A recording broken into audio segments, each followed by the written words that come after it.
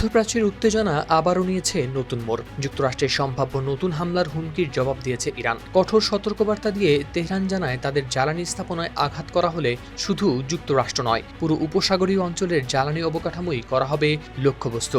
ইরানের পররাষ্ট্রমন্ত্রী Abbas Araghchi জানান, যুক্তরাষ্ট্র বা ইসরায়েল যদি আবারও ইরানের বিরুদ্ধে সামরিক পদক্ষেপ নেয় তাহলে তার জবাব হবে কঠোর ও সিদ্ধান্তমূলক। শুধু হামলাকারী নয়, এমন অভিযানে যেসব দেশ প্রত্যক্ষ বা পরোক্ষভাবে সহযোগিতা করবে তারাও ইরানের প্রতিক্রিয়ার মুখোমুখি হতে পারে। বার্তা সংস্থা রয়টার্সের প্রতিবেদনে প্রকাশ পেয়েছে এই তথ্য। তিব্বত কদুর তেল চুলকে করে শক্ত আর মজবুত, ঠান্ডা মাথায় ভালোবাসার জয়।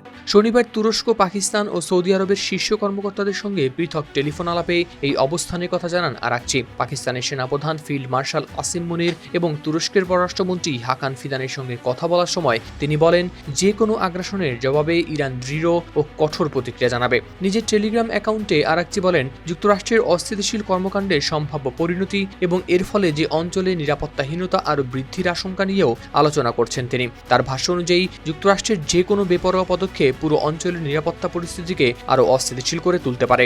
এদিকে কুয়েত দাবি করেছে তারা নিজেদের গুরুত্বপূর্ণ স্থাপনা লক্ষ্য করে ছোড়া কয়েকটি ইরানি ড্রোন ভূপাতিত করেছে। তবে এ বিষয়ে ইরানের পক্ষ থেকে তাৎক্ষণিকভাবে আসেনি কোনো আনুষ্ঠানিক মন্তব্য। অন্যদিকে ইরানের শীর্ষ নিরাপত্তা সংস্থার সঙ্গে সংশ্লিষ্ট সংবাদ মাধ্যম নূর নিউজ দাবি করেছে, যুক্তরাষ্ট্র যদি ইরানের জ্বালানি অবকাঠামোতে হামলা চালায় তাহলে সৌদি আরব ও সংযুক্ত আরব আমিরাতের তেল ক্ষেত্র, পাশাপাশি কাতার ও ইসরায়েলের গ্যাস ক্ষেত্র লক্ষ্য করে পাল্টা হামলা চালানো হবে। এমনকি সবকিছু পুড়িয়ে ছাই করে দেওয়া হবে বলেও জানানো হয়েছে প্রতিবেদনে।